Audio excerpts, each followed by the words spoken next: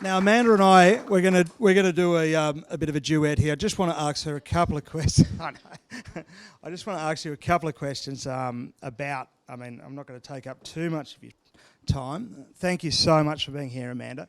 We've both been on this journey at different times, different ways, different ends of the spectrum. But what I've really been excited about is how this year you've really brought this Murrurundi community with the collective together and getting people to focus more on their food. How did you sort of, what gave you the inertia to do that? Thank you. So really it came back down to the drought. So I was lucky enough to be invited to go to a workshop in Murrurundi during the drought, and it had a regen conversation. No idea what the concept was, no understanding of that. I just was thirsty for knowledge. So after the speakers, I cornered a particular speaker in the room. Glenn, is he still here? Has he left the building? So I cornered Glenn with a whole heap of questions about why are we repeating this behaviour? I don't understand it from a business perspective. I'm now in a drought role. I was completely lost in the conversation. I also was having, arguments with my husband about traditional farming versus what we should be doing.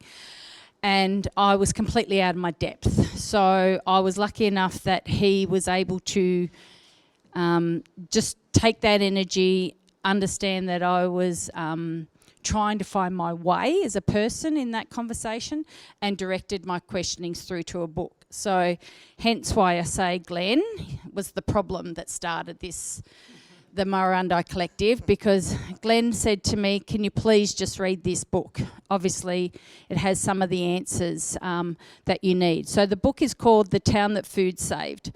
And in short, it says food vitality in local food. So what it is exactly the same sort of footprint. A small community having to look inward after changes and then actually adapting and growing within that capacity. So looking for a sustainable future. So hence I read the book, went off doing what I did.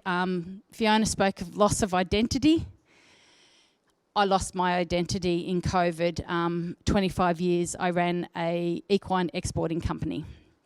So I pretty much, after I read the book, I went off and did what I was supposed to be doing, which I was very happy to do.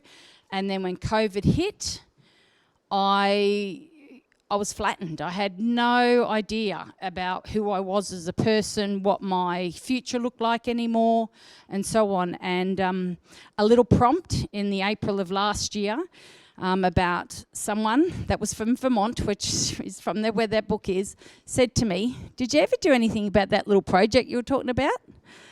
I was like, what? And they said, that little thing about that, that community thing that you wanted to do. And I went, no. So I actually rang Glenn that day. So thank you, Glenn. I'm down a really big rabbit warren, but it comes down to connecting. So it's all about connection. So at the end of the day, I went to that workshop. I connected with Glenn. I then, by reading that book, I connected with another person in mentioning it. Then it came back around again. So what it was is really, it comes down to community and connection. And food brings everyone to the table.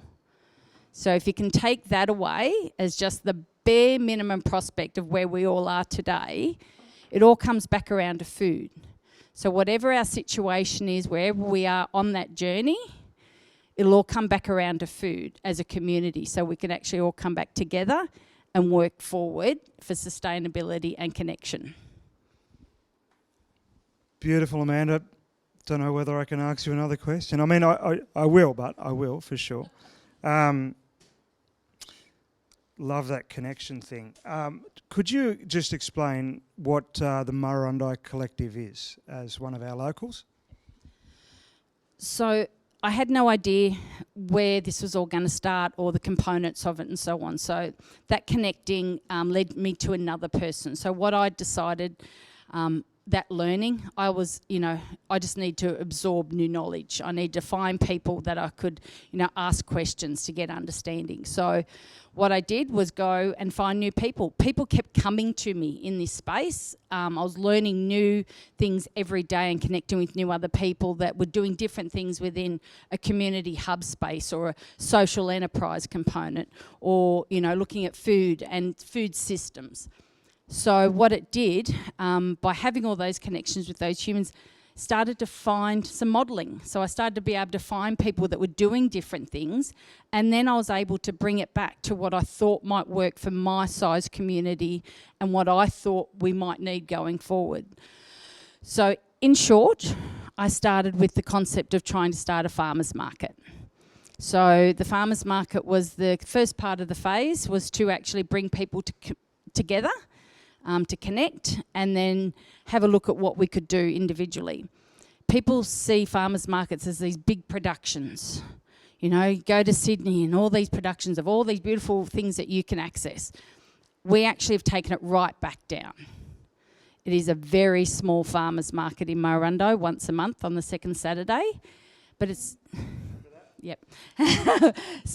But it's actually really small, and we need to keep it really small. I need lots of people to be involved in it, but I'm trying to now get people educated that you do not need to be a market farmer.